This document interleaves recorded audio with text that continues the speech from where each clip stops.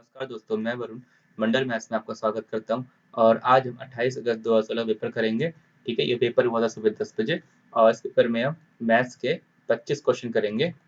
ठीक है, मैथ्स के 25 क्वेश्चन और ये पेपर है इसको आप डाउनलोड कर सकते हो क्यू मैथ साइट से। ठीक है, अब आगे बढ़ते हैं क्वेश्चन की तरफ। क्वेश्चन नंबर 51 देखते हैं क्योंकि वही मैथ का पहला क्वेश्चन है, तो वो है पेज नंबर 14 पर, तो पहुंच गए हम। ठीक है, क्वेश्चन है an electric pump can fill a tank in 2 hours. Because a leak in the tank, it was taking 2.5 hours to fill the tank.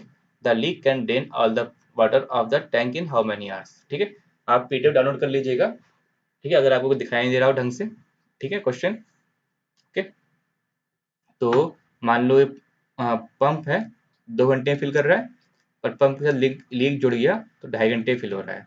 तो इन दोनों का एलसीएम निकाल लो। एलसीएम हो गया 10, तो 2 पंजे 10, 2.5 गुणा 4 10, तो पंप की एफिशिएंसी हो गई 5 और पंप प्लस लीक की एफिशिएंसी हो गई 4, तो लीक की एफिशिएंसी हो गई -1। ठीक है, भरने के लिए अगर लीक की एफिशिएंसी माइनस हुई फिल करने के लिए, तो लीक की एफिशिएंसी एम्प्टी करने के लिए 1 हो जाएगी। ठीक है, तो work equal to efficiency time होता है। ठीक है, work equal to efficiency into time होता है। तो हमारे पास वर्क है 10, एफिशिएंसी है 1। ठीक है, 10 इक्वल टू 1 इंटू टाइम। ठीक है, टाइम निकाल लो कितना आ जाएगा, टाइम इक्वल टू 10 हो जाएगा। ठीक है, तो 10 घंटे में हमारा काम खत्म हो जाएगा। नेक्स्ट करते हैं, find the mark price of the selling price इतना एंड डिस्काउंट इज इतना। ठीक है, तो selling price equal to 100 minus 7.5% of MP is equal to 9250। ठीक है, 92.5% of MP is equal to 9250। ठीक है, तो अगर सॉल्व करोगे तो MP is equal to 10,000 answer आ जाएगा हमारा। ठीक है, सॉल्व आपको समझ में नहीं आया तो 92.5 को आप 92.5% को अपन 100 कर दोगे, एम पे हो जाएगा 9250 हो जाएगा। ठीक है, इसको काटोगे 100 हो जाएगा और 100 गुणा 100 10,000 आंसर आ गया। ठीक है, नेक्स्ट करते हैं, थोड़ा फास्ट बनता हूँ।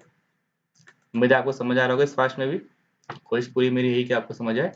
तो क्वेश्चन है a certain amount of money is divided between A and B in the ratio 5:6. If B gets इतना, the amount is okay. तो A is to B is equal to 5:6। ठीक है, अब B को 360 मिला तो टोटल हो गया 11। ठीक है, और 6 इक्वल टू 360 हुआ तो 11 कितना होगा। ठीक, तो 6 360 हुआ मीन्स 6 गुणा 60 हुआ, तो 11 कितना होगा, 11 इंटू 60 होगा इक्वल टू 660 हुआ, आंसर हमारा आ जाएगा। ठीक है, नेक्स्ट करते हैं, the height of a rectangle is increased by 25%. To maintain the same area the width has to decrease by कितना। इसका सिंपल क्वेश्चन है कि इसका होता है a upon 100 plus minus a into 100, बस ये फॉर्मूला लगाना होता है।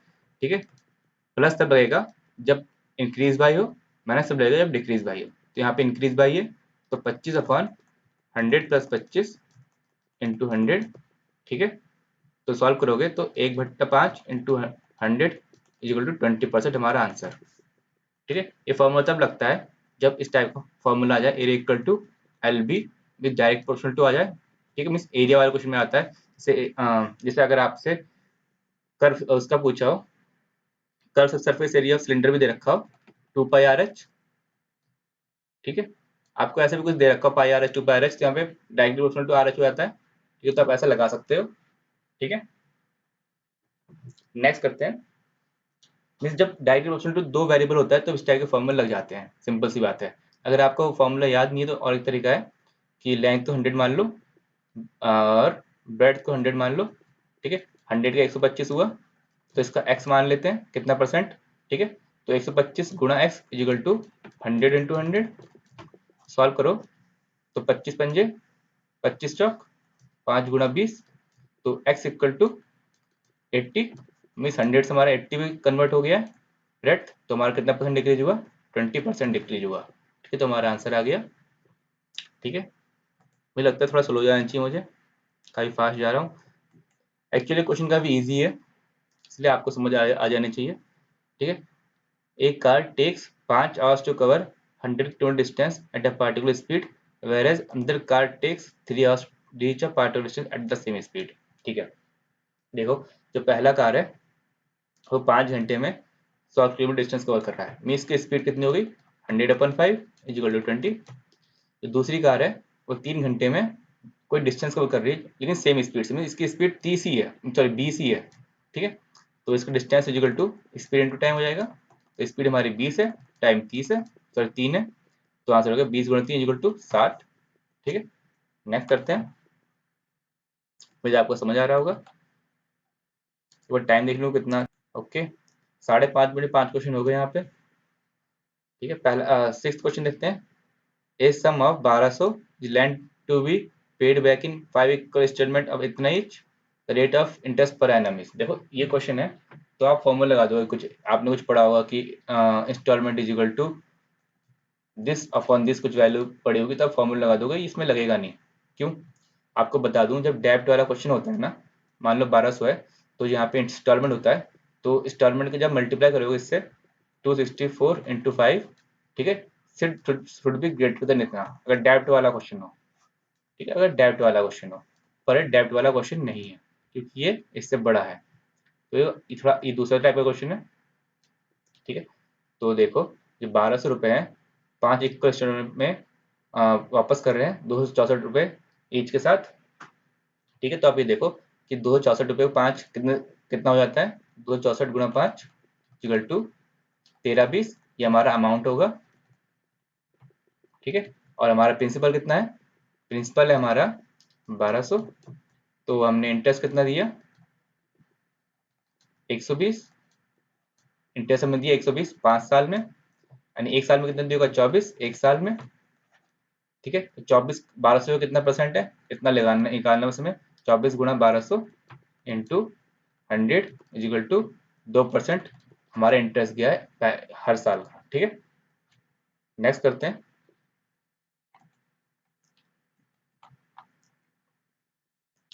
ये क्वेश्चन का मुझे आंसर थोड़ा सा गलत लगा मुझे।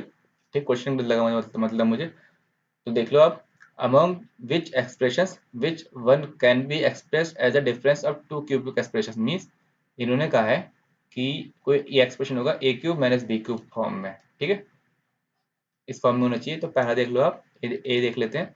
ए में है x cube plus pi cube plus 3x plus 3y, x cube भी है 3x भी है। ठीक है, अगर इसको हमें क्यूबिक फॉर्म में लाना है तो हमें एक्स स्क्वायर भी चाहिए। ठीक है, तो हमारा नहीं हो सकता। ओके, बी देखते हैं। बी है x cube plus 2x square plus 3x plus x square. ठीक है, और देखो ये 2x स्क्वायर है और एक्स स्क्वायर है, तो इसको जोड़ लेते हैं, x cube plus 3x square plus 3x। ठीक है, ये क्यूब बन जाएगा, अगर इसमें हम एक जोड़ दे तो -1 कर दोगे। ठीक है, तो कौन सा क्यूब बनेगा, x प्लस 1 की पावर क्यूब माइनस -1 का हुआ 1 की पावर क्यूब। ठीक है, तो ये इस फॉर्म में आ गया, तुम्हारा बी आंसर हो सकता है। सी देखते हैं। सी भी ऐसे ही x cube plus 3x square plus 3x minus 2, तो सी में अगर आप 1 जोड़ दोगे तो x प्लस 1 की पावर क्यूब माइनस 3 हो जाएगी, पर 3 किसी का क्यूब नहीं है तो सी भी नहीं हो सकता। डी करोगे तो डी भी इसी फॉर्म में, पर -7 है, तो x प्लस 1 की पावर क्यूब -8 हो जाएगा। ठीक है, -8 2 की पावर क्यूब होता है। ठीक है, तो अभी लिख सकते हो, तो हमारा इस फॉर्म में आ गया, तो हमारा डी भी आंसर है, मीन्स हमारा आंसर डी और डी है। ठीक है, पर इसलिए मुझे क्वेश्चन गलत लगा। ठीक है, इसका आंसर उन्होंने डी बता रखा, पर कैंडिडेट ने बी भी लगाया। कैंडिडेट सही था मेरे हिसाब से। आप कमेंट में बता सकते हैं अगर मैं गलत हूं तो, उम्मीद है मैं गलत नहीं हूं। ठीक है, इसका ज्यादा सही से वही बता पाएगा जिसने इस शिफ्ट का पेपर दिया हो। ठीक है, नेक्स्ट करते हैं। A upon b plus b upon a equal to -1।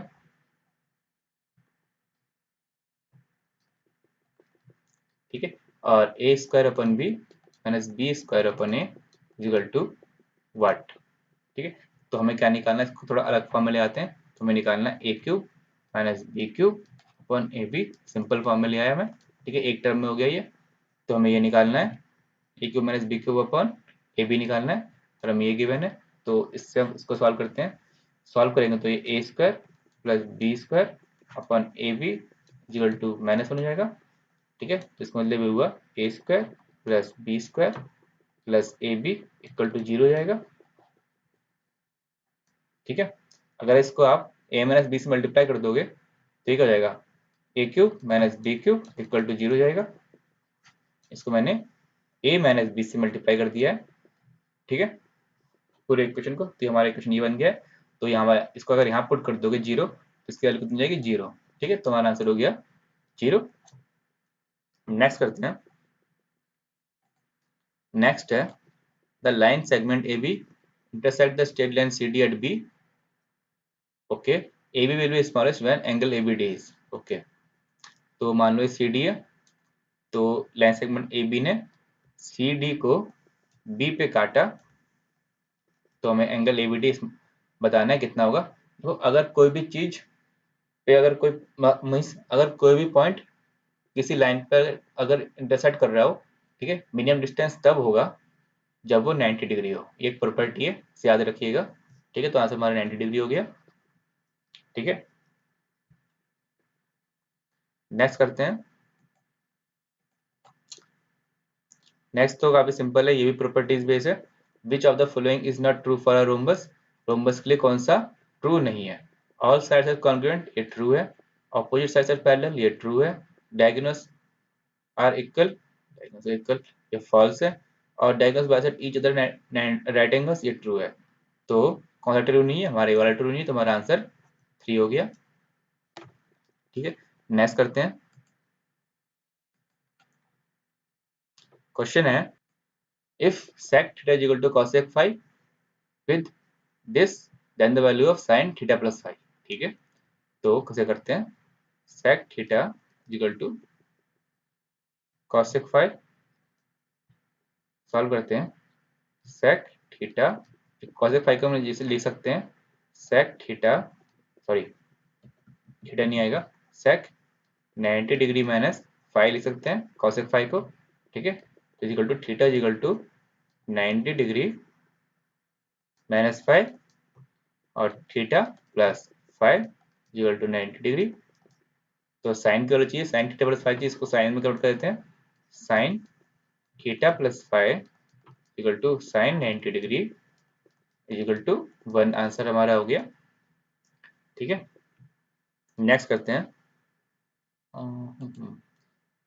The ratio between the vertical angle and the base angle of isosceles triangle is इतना, the value of any base angle is okay.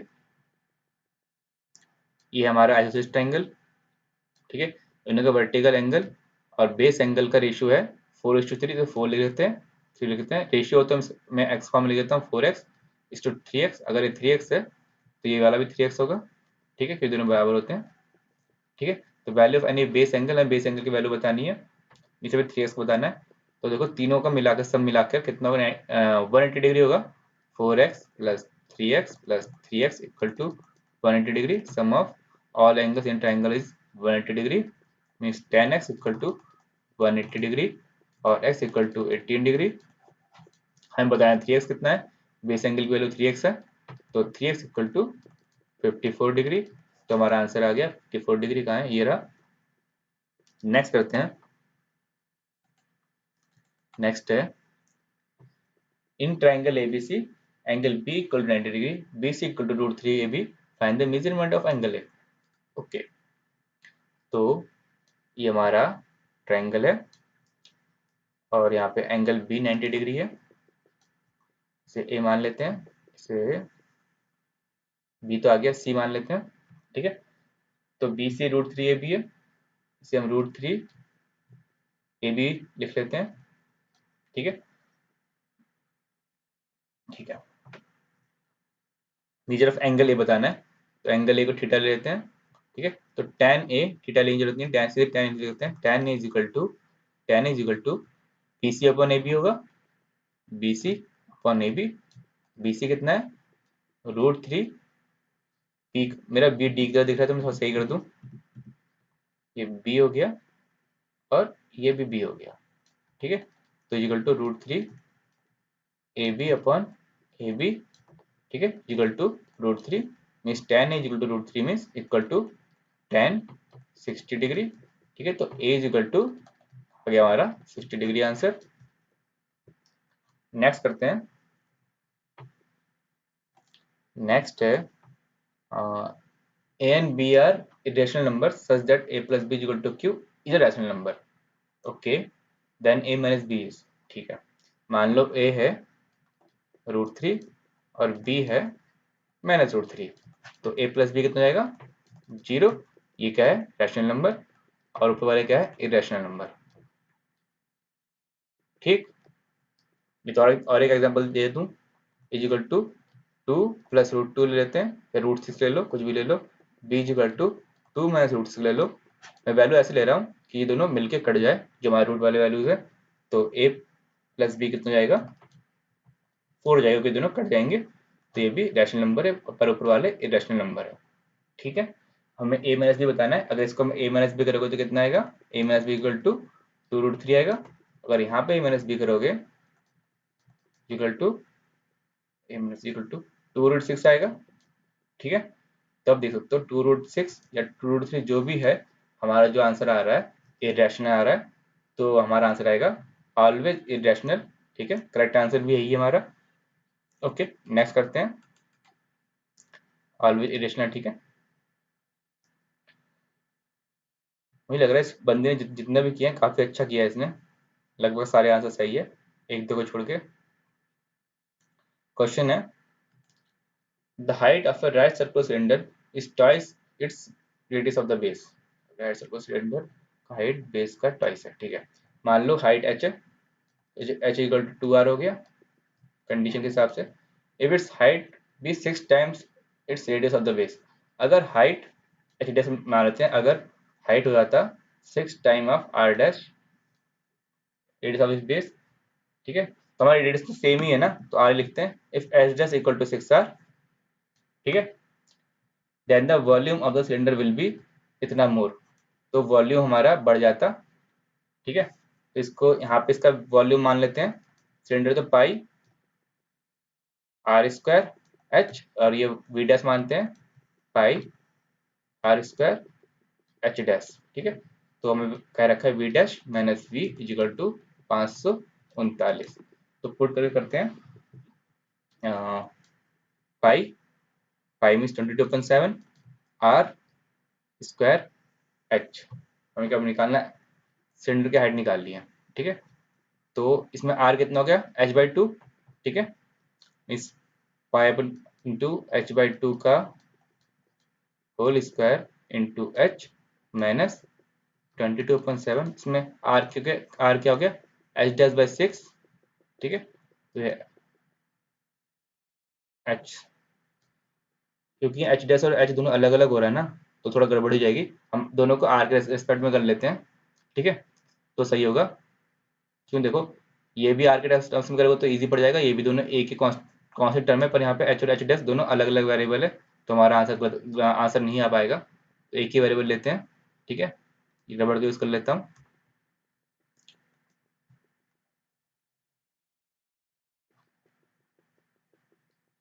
Okay, हाँ, तो हो गया ये v dash equal to, v dash हमारा sorry v dash में पहले लेना है, ठीक है। तो हो गया pi r² h dash means r² h dash कितने हुआ 6r माइनस v हो गया पाई r² h कितना 2r इक्वल टू 539, ठीक है। सॉल्व करते हैं इसे, तो 22/7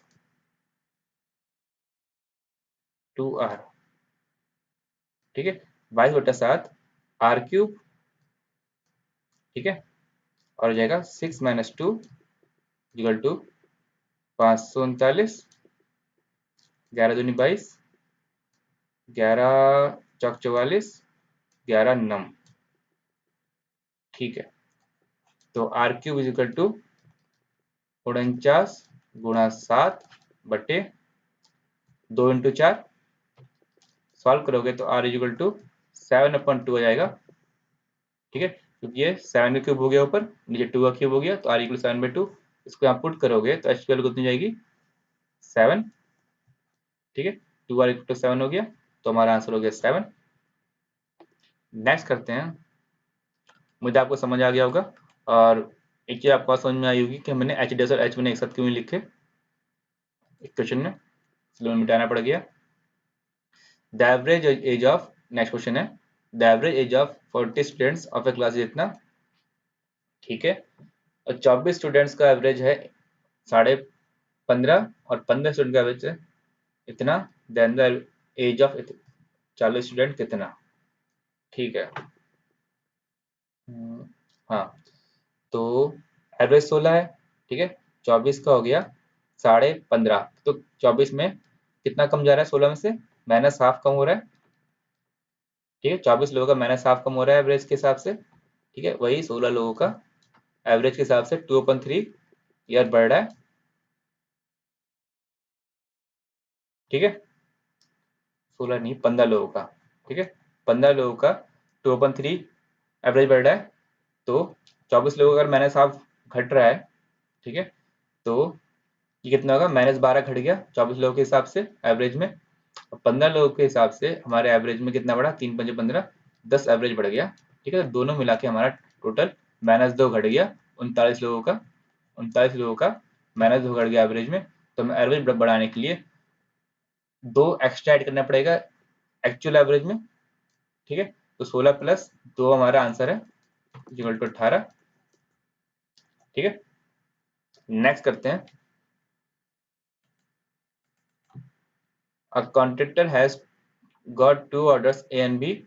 On one A, he spends इतना, make a bill of इतना, on the other B, he makes a bill of इतना of 20% प्रॉफिट का, ठीक है, तो कौन सा फायदेमंद हुआ, ठीक है, तो हमें A में कितना प्रॉफिट हुआ 30,500 माइनस 25,000, ठीक है, इक्वल टू 5,500 का फायदा हुआ, बी में हमें फायदा हुआ 20% और 25,000 सॉल्व करोगे तो आएगा 5,000। तो आप खुद बताइए किसमें फायदा हुआ, तो तुम्हें फायदा हुआ ए में, ठीक है। नेक्स्ट करते हैं, 500 रुपये का फायदा हुआ हमें ए में।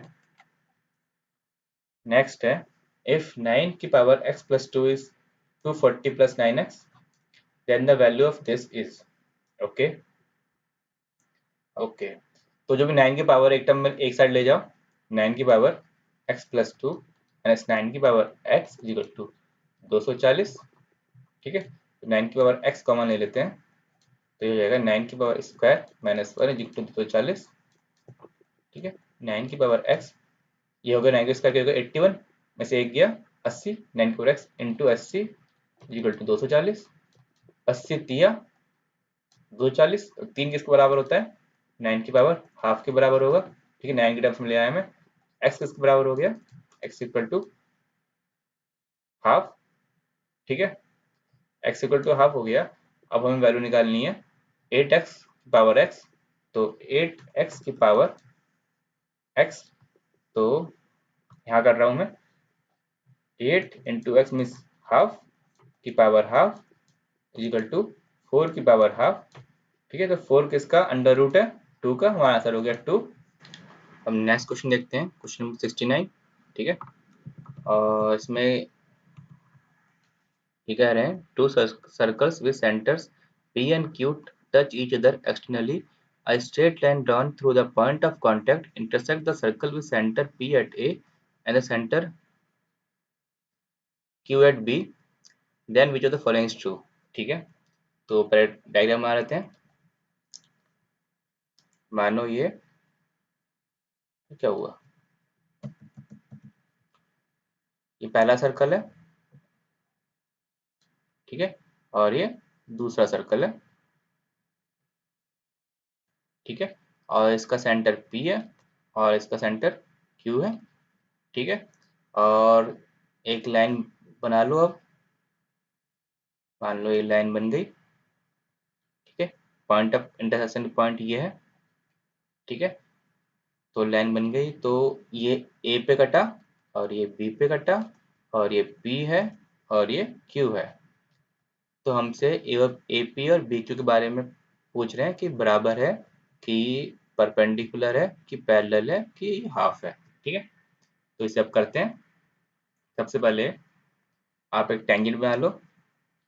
ठीक है, टेंजेंट दिमाग इसलिए आया क्योंकि इसमें ये दोनों एक्सटर्नली टच हो रहे हैं। ठीक है, तो अब इसको जोड़ लेते हैं, PE को जोड़ लेते हैं और PQ को जोड़ लेते हैं। ठीक है, यहाँ Q होगा। ठीक है, जुड़ गए। तो अब इसके बाद इनको भी जोड़ लो। ठीक है, जोड़ने के बाद टेंजेंट क्यों बनाया समझ में आएगा।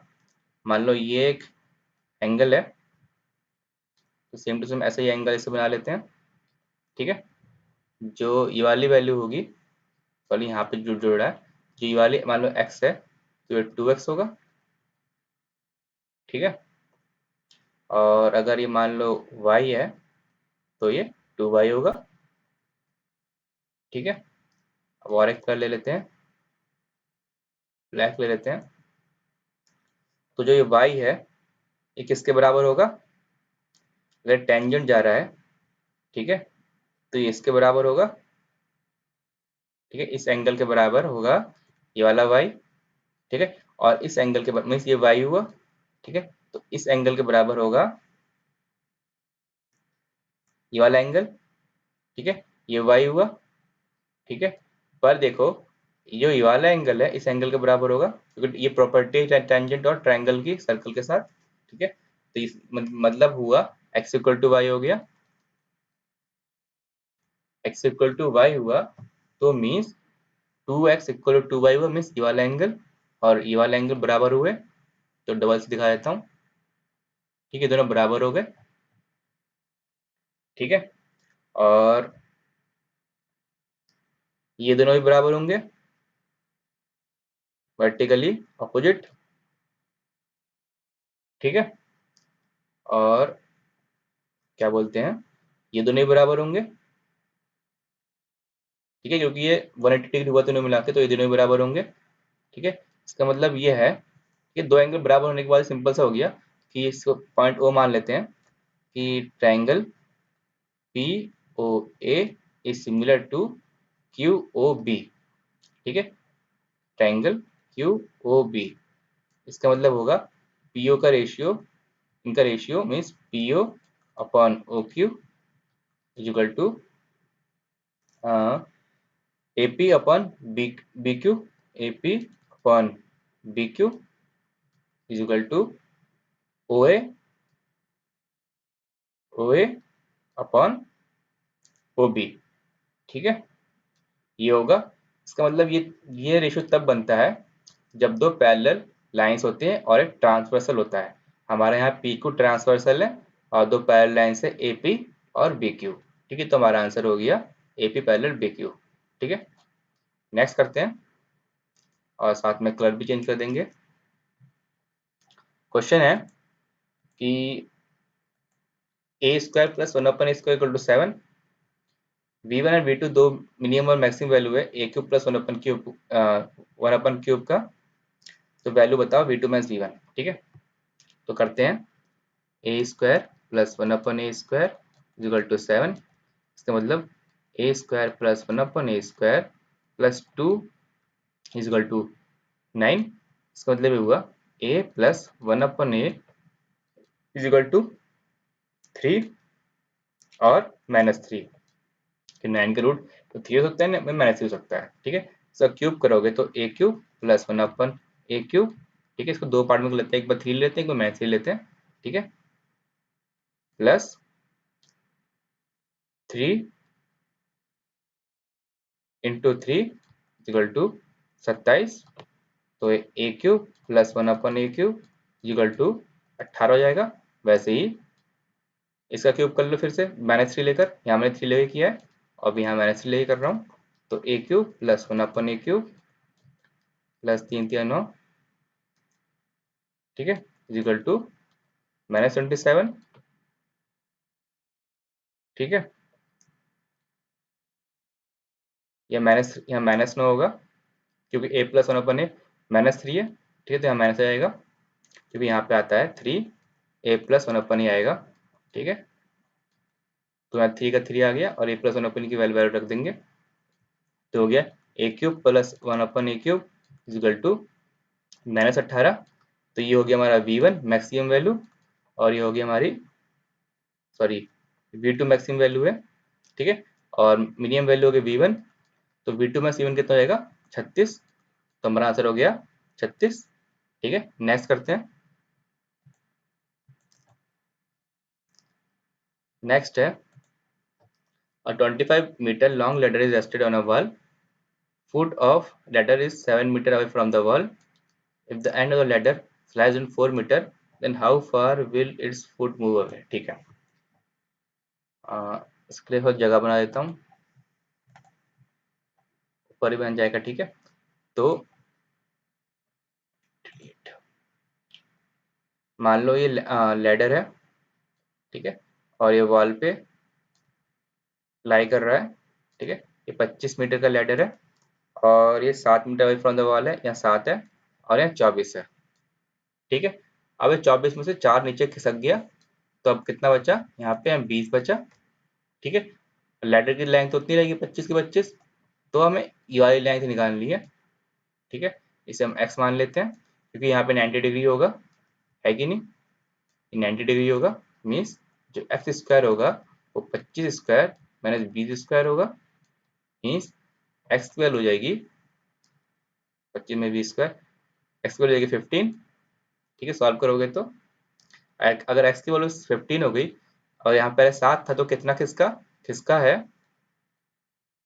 है 15 माइनस 7 इक्वल टू 8 मीटर, तो हमारा आंसर हो गया 8 मीटर। ठीक है, नेक्स्ट करते हैं।